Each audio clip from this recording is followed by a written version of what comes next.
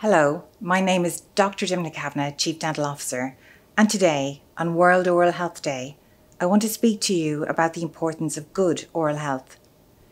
It's important that we understand that the same factors that cause diseases such as diabetes, cardiac problems, and cancer also impact on oral health. These common risk factors include smoking, drinking alcohol, and high sugar intake. Reducing our consumption is crucial for all age groups. Alcohol and tobacco use are linked to oral cancer and tobacco to poor gum health. We know sugar is the central cause of dental decay, but reducing sugar will also reduce our risk of diabetes and obesity. So try and reduce your intake. We know that when people do dry January and avoid alcohol for a few weeks, it can have long-lasting benefits. In the same way, avoiding sugar, confectionery, sugary snacks and drinks, even for a short while, can have a long-lasting positive health impact. Today, on World Oral Health Day, take the first step and avoid added sugar for the day. If you can do more, that's even better. And next year, you might avoid it for the full month of March.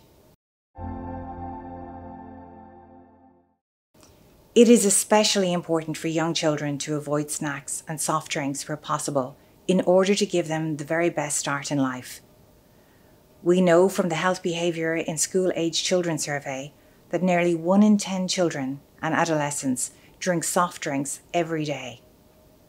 In addition, over 1 in 5 admit to eating sugary snacks daily. While water is the best choice to keep hydrated, there are also other ways to reduce sugar consumption, such as drinking milk or diluting sugary drinks. For adolescents and young adults, it is really important to remember that tobacco use and vaping is not just about your general body health, but can damage your gums too, which can ultimately lead to tooth loss. From Healthy Ireland studies, we know that overall use of tobacco is declining, but adolescents, especially girls, are more likely to start smoking earlier and smoke more. Oral cancer crosses all genders and in young people is linked to HPV. It can often be forgotten, but in Europe we have the second highest level of oral cancer, which can be severely disfiguring to your face and affect speech and eating.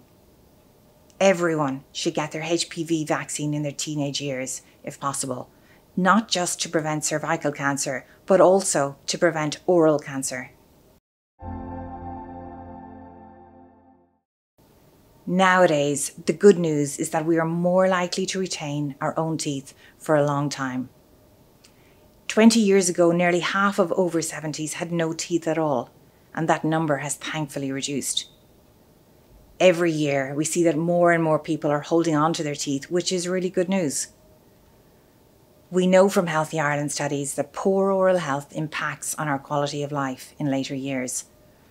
The more teeth you lose, the more likely you are to be unhappy eating and drinking in company and speaking to others.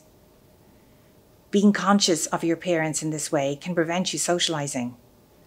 And we know that all of this can have a knock-on effect on your mental health. So it is really important to maintain good oral health as you get older. Having good oral health is essential to leading a happy and healthy life. On World Oral Health Day, the message is, a happy mouth is a happy body.